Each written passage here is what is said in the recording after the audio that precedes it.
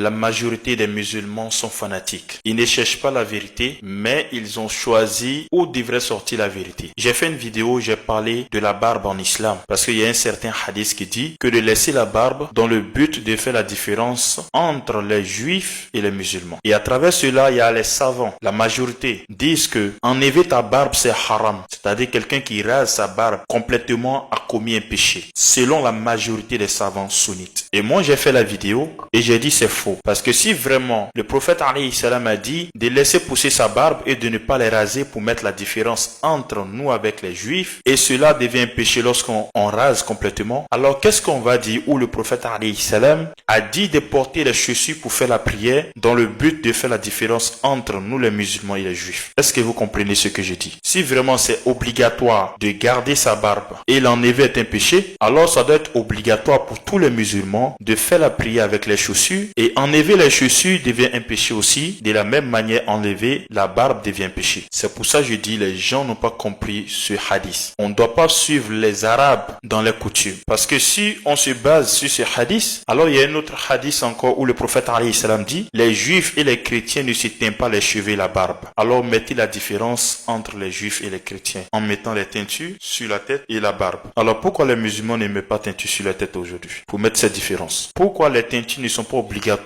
Comme de la manière ils ont dit, les barbes gardées est obligatoire et l'enlever est un péché. Ainsi, tous ces récits, tous ces hadiths sont des lois temporaires pour marquer une différence entre nous avec les non-musulmans. Bon, supposons que l'hadith que le prophète alayhi salam a dit que laisser la barbe et ne pas les enlever est un péché, c'est-à-dire raser complètement est un péché, mais garder c'est ça qui est la sunna, c'est ça qui est obligatoire, dans le but de différencier le musulman du juif. On se pose la question, si le prophète alayhi salam était là à notre époque, je crois que le prophète allait changer sa parole. Pourquoi? Parce qu'aujourd'hui les juifs laissent les barbes. Donc qu'est-ce que le prophète va dire aujourd'hui? Rasez votre barbe pour mettre la différence entre nous avec les juifs. Parce que les juifs ont commencé aussi à laisser les barbes. Tu vois? Au fait, c'est de la bêtité intellectuelle, religieuse. On n'a pas encore compris l'islam. Comment on va venir perdre nos temps sur la barbe? Au moment où il y a des personnes qui sont en train d'inventer des choses, fabriquer des choses pour faciliter la vie des gens. Vous venez nous parler de la barbe. Si c'est haram, si c'est surrogatoire, si l'enlever c'est un péché. Je fais cette vidéo pour ceux qui ne savent pas, pour éclaircir ce sujet dans la tête des autres. Donc enlever sa barbe n'est pas haram, ce n'est pas un péché. Et celui qui veut garder sa barbe, qui garde sa barbe. Celui qui veut l'enlever, qui l'enlève. Arrêtez de nous emmerder avec vos débats.